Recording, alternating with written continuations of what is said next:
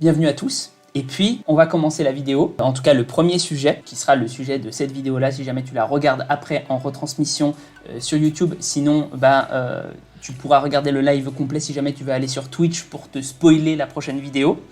Et on va s'intéresser à un post en fait de Kilian Hagen qui est sorti, je crois, hier sur Insta, donc c'est tout frais.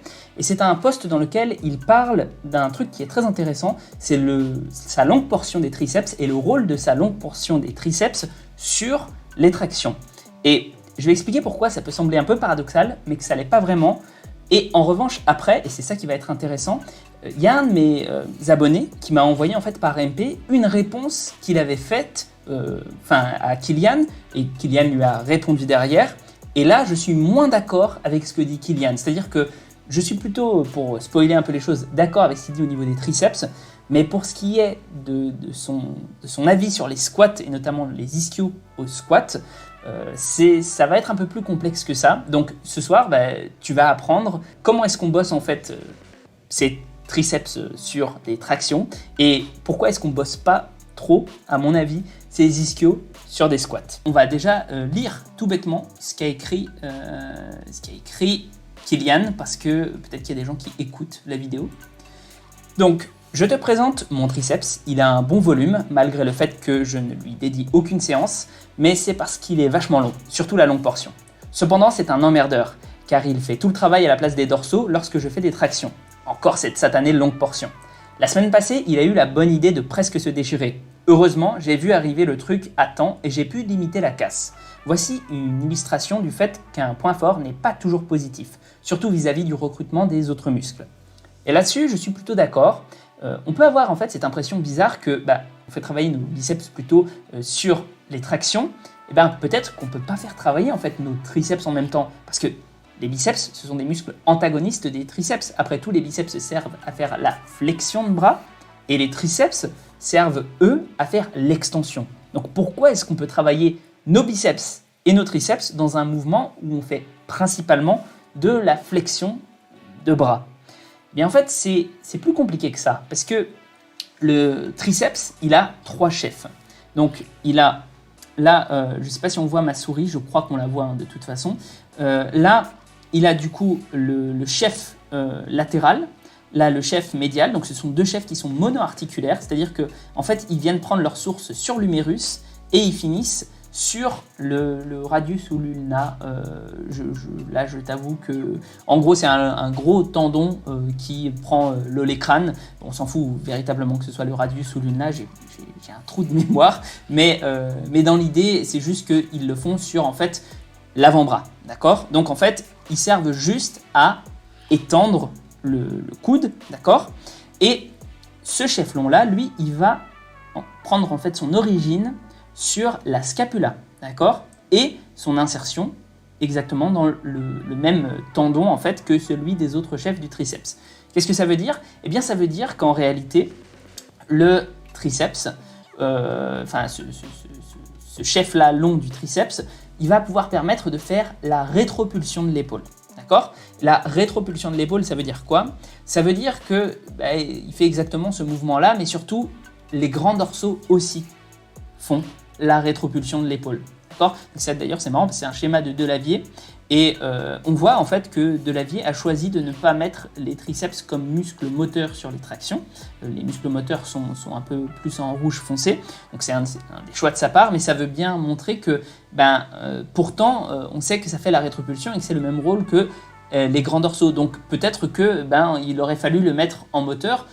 Moi je dis pas que Delavier a eu faux, loin de là. Je dis juste que l'anatomie, c'est plus complexe qu'il n'y paraît et on ne peut pas vraiment catégoriser les choses d'une façon ou d'une autre. Parce que je suis d'accord avec Kilian là-dessus. En fait, un point fort, quelquefois, il va pouvoir faire des choses auxquelles on ne s'attend pas forcément. En fait, il va prendre tellement de la charge parce que c'est un point fort et parce que notre corps va toujours chercher à activer en premier les muscles les plus forts, parce que notre corps va au moindre effort, un petit peu comme je sais pas moi, l'électricité. L'électricité, on va toujours, ça va toujours chercher la distance minimum à parcourir. Et c'est pareil dans le cas des muscles, ou en tout cas c'est ce qu'on suppose.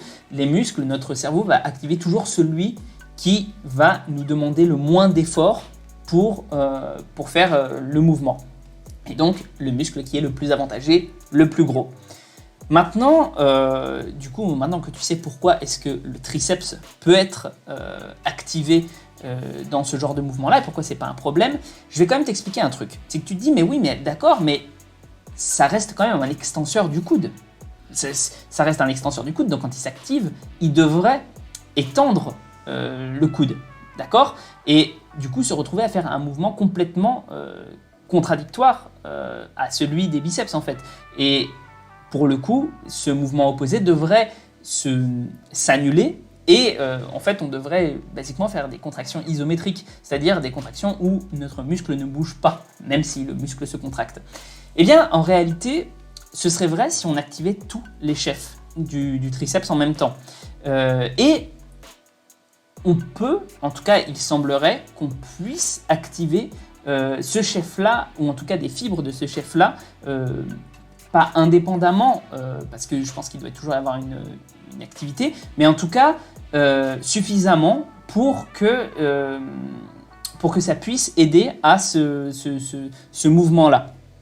Et parce que en réalité, comme le coude, en fait, comme le bras, il est fixé, d'accord, d'un côté, ça tire avec les biceps et on essaye de se soulever. Comme c'est fixé d'un côté et que de l'autre, du coup, c'est comme si tu étendais, je sais pas moi, tu tires de ce côté-là sur ce crayon-là. Tu tires et c'est impossible de bouger ce bout-là. Et du coup, si jamais tu as une insertion qui est de ce côté-là, si elle est censée en fait se raccourcir, d'accord, et donc tirer comme ça, mais qu'elle peut pas, elle va se raccourcir.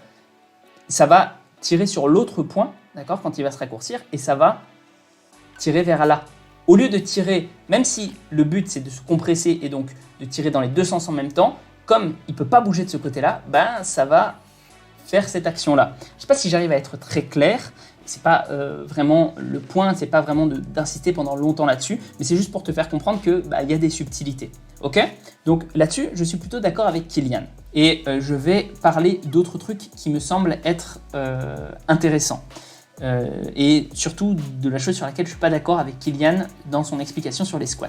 Donc il a répondu en fait à cette personne-là qui, au passage je trouve, du coup, vu l'explication que j'ai faite, c'est un de mes abonnés, mais je trouve qu'il a eu tort de lui dire que c'était impossible que les triceps soient activés sur les tractions. En tout cas, ce chef long soit activé sur les tractions. En revanche, derrière, Kylian répond: c'est relativement dépassé comme explication, car du coup, si on suit cette logique, ni les ischios ni les quadriceps qui gardent une longueur similaire durant toute la durée du squat, en s'étirant d'un côté et en se raccourcissant de l'autre, ne seraient recrutés lors d'un squat. Or, je ne pense pas devoir me justifier pour dire qu'ils interviennent énormément tous les deux. Il faut faire bien attention aux études sur lesquelles on se repose et les méthodes utilisées pour arriver à un résultat, et ensuite aux interprétations qu'on en fait. Un muscle biarticulaire qui ne change pas de longueur lors d'un mouvement de base est loin d'être au repos, bien au contraire. Il est justement régulièrement dans la situation idéale en termes de rapport tension-longueur pour être activé de façon optimale. Et là-dessus, je peux pas être d'accord. C'est pas possible de l'être, enfin en tout cas de mon point de vue, parce qu'il y a beaucoup de choses qui sont dites et non. Donc, on va parler de plusieurs choses. On va essayer de décomposer le message en plusieurs morceaux.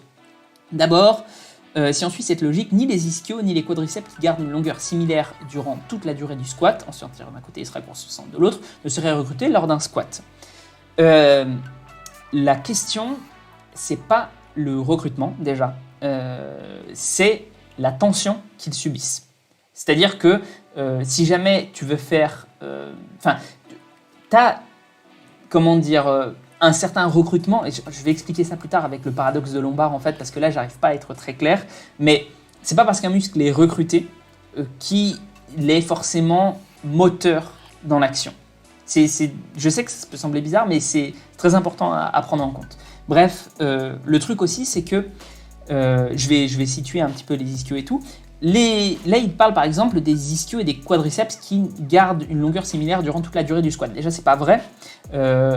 3 chefs sur 4 des ischios effectivement gardent une longueur similaire et un non, puisqu'en fait, il y a un chef qui est monoarticulaire et 3 chefs sur 4 des quadriceps, même si on dit que les quadriceps ne seraient pas seulement des quadriceps, mais qu'il y aurait un peu plus de chefs. Mais bon, ça, on va pas rentrer dans les détails.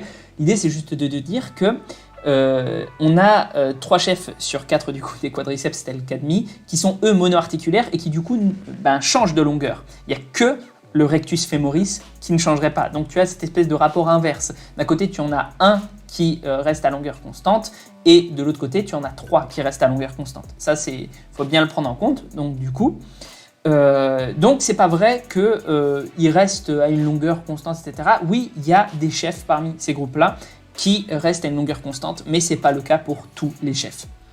Déjà d'une part.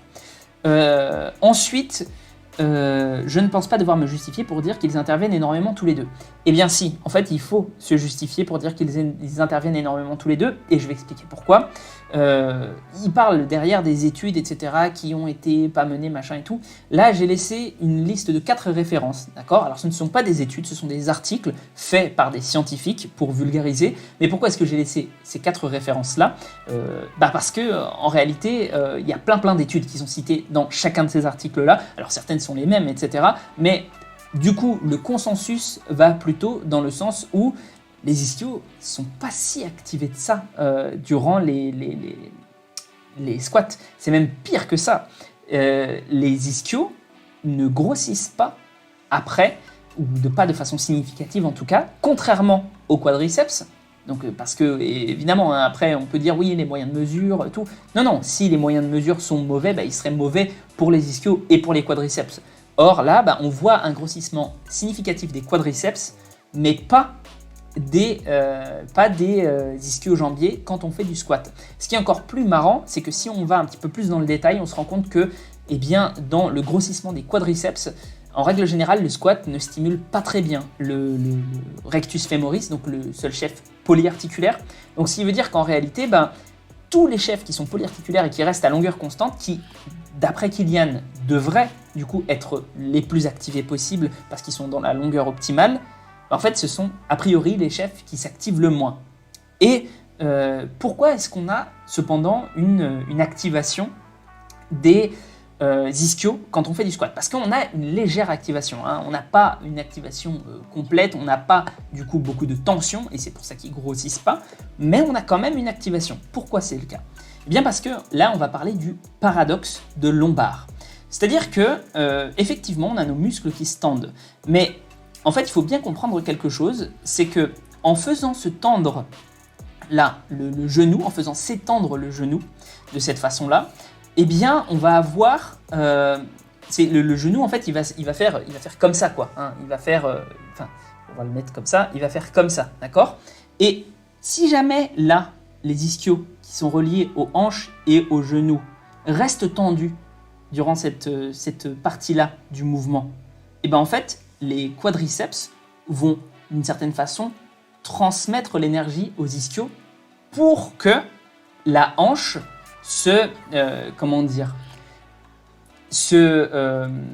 déploie, ouais, c'est ça le vrai terme, quoi.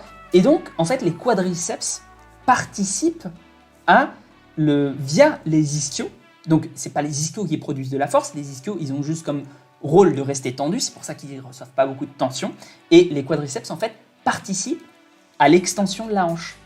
Et c'est ça la chose à retenir dans le squat. Et du coup, deuxième chose, pourquoi est-ce que les ischios sont pas beaucoup activés? Parce que en fait, si jamais ils étaient beaucoup activés, plus ils vont s'activer, plus il va y avoir de la charge à soulever pour les quadriceps. Parce que comme ce sont des muscles agonistes et antagonistes, eh bien, si jamais tu veux activer à fond tes ischios, tes quadriceps, du coup, ils vont devoir s'activer encore plus pour faire bouger l'articulation. Parce que je rappelle que si les forces sont équilibrées de ces deux côtés-là, l'articulation, elle ne bouge pas. Donc oui, ils vont devoir s'activer un petit peu pour aider à l'extension de hanche, mais pas énormément. À côté de ça, on a d'autres muscles qui sont là. Ce sont nos muscles fessiers. Ce sont des muscles monoarticulaires. Et la nature est bien faite. Quand on a des muscles monoarticulaires qui ne vont pas rentrer en opposition avec les muscles moteurs pour l'extension de genou, et qu'on a des muscles monoarticulaires qui sont d'ailleurs les plus gros muscles du corps humain, les fessiers, qu'est-ce qu'on fait? On les utilise, hein, et on va les utiliser en priorité sur les ischios. Donc c'est pour ça qu'en fait, le squat est un très bon exercice pour les fessiers, un bon exercice pour les quadriceps, même si on peut trouver mieux, hein, mais ça reste quand même un exercice qui fait travailler les quadriceps, et c'est un mauvais exercice pour les ischios. Hein, et c'est pour ça aussi que souvent dans la littérature, si jamais ça faisait travailler les ischios, on n'aurait littéralement jamais de déficit en fait. Parce que tous les mouvements qu'on peut faire, du coup, ils seraient toujours à équilibre constant, machin, etc. On n'aurait jamais en fait de déséquilibre possible entre les quadriceps et les ischios, à moins de faire des tonnes de leg extension.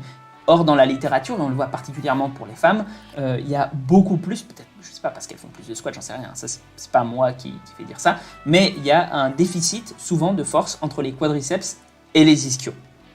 Bref, en faveur des quadriceps. Parlons de la suite.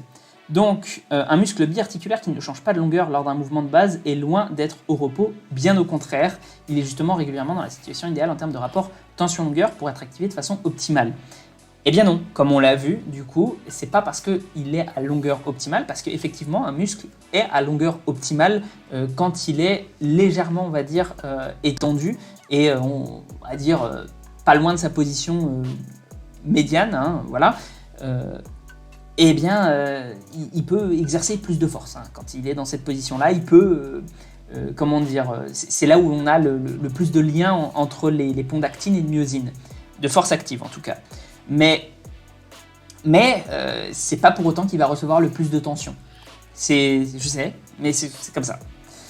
Et ce qui justifie en fait qu'il va recevoir de la tension, c'est si son activation va être optimale pour le pattern du mouvement utilisé, en l'occurrence pour le squat, ça l'est pas. Si j'ai peut-être un petit truc à rajouter aussi, si jamais vous ne le saviez pas, les fessiers en fait, ce sont les muscles principaux qui vont faire l'extension de la hanche, mais pas seulement. Il y a aussi, quand on passe un certain seuil en fait, quand on arrive en bas du mouvement, on a aussi les adducteurs. Les adducteurs, en particulier l'adducteur Magnus, parce que il faut bien compenser en fait la course du fessier. Le fessier va avoir tendance à pousser nos genoux vers l'extérieur en fait, parce que dans son insertion là, il fait comme ça en fait. Et du coup, si jamais on veut le faire travailler dans le sens de ses fibres, et qu'il travaille juste dans le sens de ses fibres, on va avoir la jambe qui s'adducte, donc qui part sur le côté. Et donc du coup il faut l'adducteur pour non seulement aider au mouvement du squat, parce qu'il est dans une position en fait où il peut contribuer activement au mouvement, mais en plus pour corriger ce côté adducteur. Donc on a les adducteurs qui s'activent justement pour ça. Et c'est parce que ce muscle-là est tellement important, ces adducteurs-là sont tellement importants. En tout cas, c'est une des grosses causes qui fait qu'on a les genoux qui rentrent lorsqu'on fait un squat. Et c'est pour ça que si on se concentre sur l'activation des fessiers, souvent, ça se corrige. Voilà, au moins vous le saurez. Et donc, du coup, il y a effectivement les ressources pour aller plus loin, si jamais vous en avez envie. Dans vos recherches, je les mettrai aussi en lien dans la description, dans la vidéo qui sera dédiée, donc il n'y a pas de souci. Mais là déjà, il y a les titres, il y a l'endroit où est-ce qu'ils ont été faits. Là par exemple, Hamstrings in the Squat, c'est sur le site de The Muscle PhD.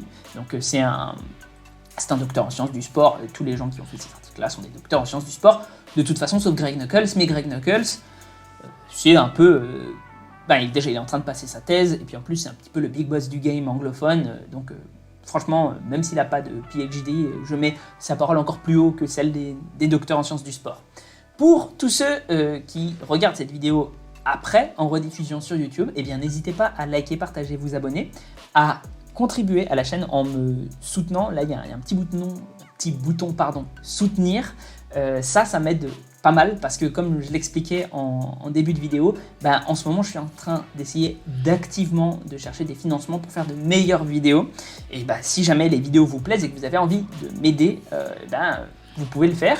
En plus de ça, je vais mettre des vidéos exclusives et des posts exclusifs qui seront réservés uniquement aux gens qui me soutiennent dans la communauté YouTube spéciale des gens qui me soutiennent. Voilà, ça coûte 2 € par mois. Je ne pense pas que ce soit un truc incroyable et j'essayerai de faire en sorte de vous donner des choses comment dire, qui aient de la valeur et aussi, si jamais vous avez des suggestions à me faire sur ce que vous voudriez voir dans ces parties spéciales réservées aux abonnés, enfin aux abonnés, aux souscripteurs, j'en sais rien, n'hésitez pas à me le dire. Prenez soin de vous et à la prochaine. Et pour les autres, on continue avec le deuxième sujet, mais d'abord un petit tour dans le chat.